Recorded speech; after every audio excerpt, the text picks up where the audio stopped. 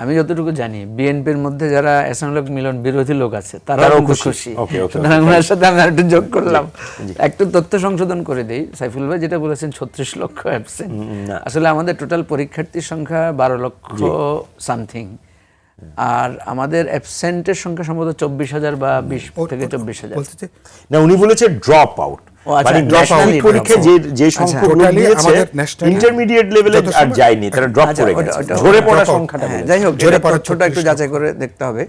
তো আমি দুটো প্রশ্নকে অ্যাড্রেস করছি। প্রথম কথা হচ্ছে যে ভাইটি বলেছেন যশোর থেকে, অ্যাকচুয়ালি একটা জিনিস খেয়াল রাখতে হবে, আমি কিন্তু এটা প্রথমেই বলেছিলাম, আমাদের দেশের সব জায়গায় সমানভাবে ফ্যাসিলিটি নাই। যেমন যে সমস্ত জায়গায় নৌপথে লোকেরা যায়, আপনি যারা যেমন আমার এলাকায় নদী নাই, ইভেন আমি আমার ইউনিভার্সিটির লাইফ পর্যন্ত নৌপথে ভ্রমণই করি নাই কখনো। আমি যখন প্রথম যেদিন মানে সদরঘাটে গিয়েছি সেদিন আমি অবাক হয়েছি, আর নৌপথের এত বিশাল মানে মানুষের যাতায়াত আছে।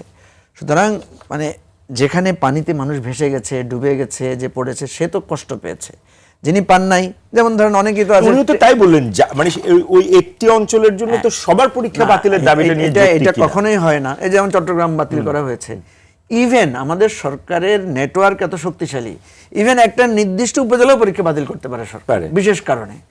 ধরেন ওখানে একটা ঘটনা ঘটেছে, ওই কারণে ওই উপজেলার পরীক্ষা বাতিল করতে পারে। তো ওনার কথার সাথে যোগ করতে চাই যে ওভারঅল বাতিল না করেও, যেমন ধরেন যেখানে যেখানে পানির সংকট বা 2-4টা জেলা এভাবে যদি করা যেত তাহলে এই সংকটটা মানে মেনশন হয়ে যেত। সবচাইতে বড় কথা হচ্ছে আশফাক ভাই সুন্দর করে বলেছেন যে ইন্টেনশন খারাপ ছিল। আমার কাছে মনে হয় না সরকারের কোনো ইন্টেনশন খারাপ ছিল, অবহেলা ছিল কিনা।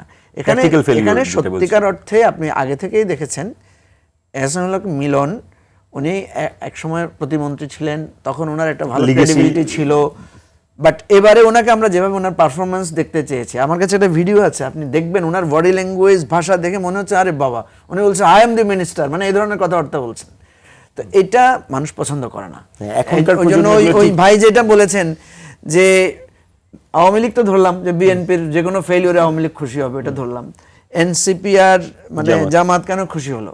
এনসিপি আর জামাত যেহেতু এক্সিস্টিং বিরোধী দল, তারা তো এক ধরনের সরকারকে সমালোচনার মধ্যে রাখবে। তার চাইতে বড় কথা, আমি তো বললাম যে বিএনপির মধ্যে একটা অংশ আছে যারা এহসানুল হক মিলনকে পছন্দ করেন না, তারাও হয়তো মনে মনে খুশি।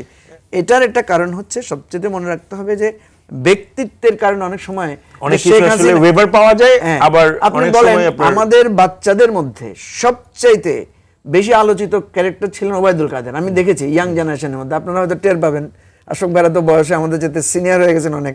আমরা যেহেতু আমাদের বাচ্চারা এখন স্কুল কলেজে পড়ছে, আমরা দেখি ওরা ওবায়দুল কাদেরকে নিয়ে প্রচুর ফান করতো। আর এখন আপনারা আমরা দেখি তারা মিলনটাকে নিয়ে যে আমরা এই আলোচনাটা আরো চালিয়ে যাব।